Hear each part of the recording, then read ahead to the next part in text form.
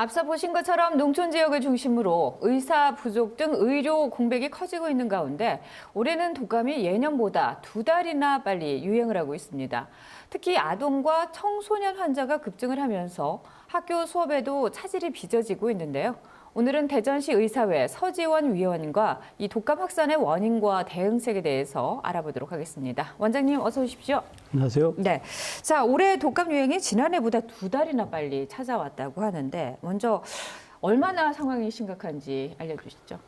그 질병관리청에 따르면 그 인구 1000명당 9.1명이 넘어가면 네. 독감 주의보를 발령하는데요. 네. 저희는 지금 평소보다 한 2달 빠르게 네. 지난 10월 17일 날 발령이 됐습니다. 네. 그래서 지금 발생 상황도 인구 1000명당 31.6명 정도까지 많이 네. 증가하고 있고 네. 그래서 작년하고 비교해 보면 한 5배 정도 벌써 네. 많이 발생하고 있는 상황이고 네.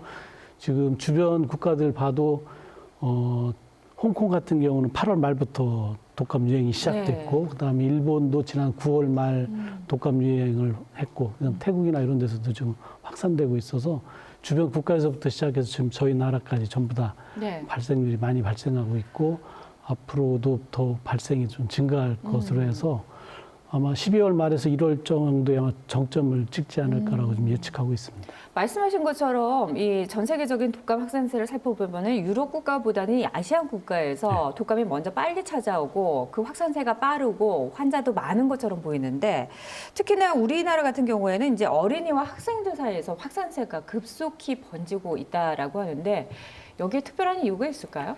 지금 청소년층에서 많이 발생하는 데는 한 4가지 정도 원인을 생각해 볼 수 있습니다. 첫째는 지금 청소년들이 그 코로나19를 겪으면서 네. 그때 학교에 가지 못하고 사회적 거리두기하고 마스크 쓰면서 그 친구들과 만나지 못하고 네. 그래서 독감에 노출될 수 있는 기회가 적었기 때문에 지금 면역 형성이 안 돼 있습니다. 그래서 독감에 대한 면역 부재 상태가 있고요.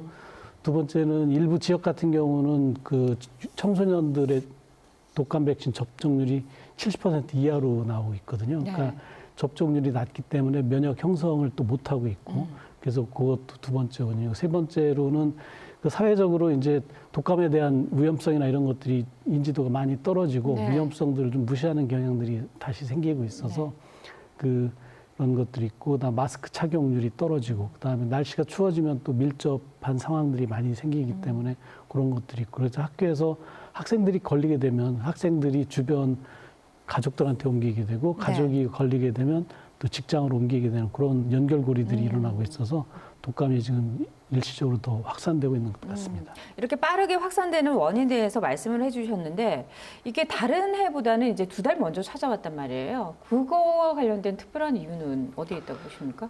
올해 한파가 또 평소보다 굉장히 빨리 왔잖아요. 그렇군요. 그래서 그런 네. 것들 날씨가 추워지면 사람들이 밀접해지고 그다음에 환기 안 하게 되고 네. 그런 것들이 있으면서 감기가 많이 발생되는 그런 영향들이 있다고 생각됩니다. 네, 이와 관련해서 이제 많은 분들이 독감이 환자가 늘고 급속도로 번진고 있다고 하니까 이제 독감 백신을 접종하려고 다들 병원으로 가신단 말이죠. 혹은 보건소나 이런 곳으로 가시는데 일부 병원에서는 이제 수급 차질이 벌어지고 있고 특히나 지역 같은 경우에는 보건소에 의지해야 하시는 분들 같은 경우에는 보건소에서 이 독감 백신 접종을 안 하는 일부 지역에서는 또 그런 불편도 겪고 있으시더라고요. 네. 예. 지금 저희 병원 같은 경우도 이제 환자분들한테 보건소에 신청을 하거든요. 그러니까 65세 이상 된 분들하고 그 장애인들, 뭐 네. 면역 억제자들 이런 분들을 국가에서 무료 접종을 해주기 때문에 저희가 신청을 하는데 그 양 자체가 네. 저희가 요구한 것보다 훨씬 턱없이 부족하게 공급되고 있고요. 네. 저희 병원 같은 경우는 벌써 이제 그게 다 끝났거든요. 네. 다른 병원으로 가셔야 되는데 그런 병원들 같은 경우도 자기들이 원하는 만큼 공급을 못 해주는 경우가 있습니다. 그렇지만 지금이라도 본인이 유료로라도 맞을 수 있는 백신을 맞는다고 하면 면역 형성에는 충분하고요. 네. 보통 백신을 맞고 나서 항체가 형성되는 데는 한 2주 이상 시간이 걸리거든요. 네. 지금 11월이니까 지금 맞아놓으면 11월 말 정도면 항체 형성이 돼서 네. 이번 겨울을 넘길 수 있고 특히 독감 같은 경우 내년 한 3월 정도까지는 유행을 하거든요. 그래서 지금 맞아 놓으시면 그때까지 안전하게 항체를 유지할 수 있기 때문에 맞는 것이 늦지 않다라고 생각됩니다.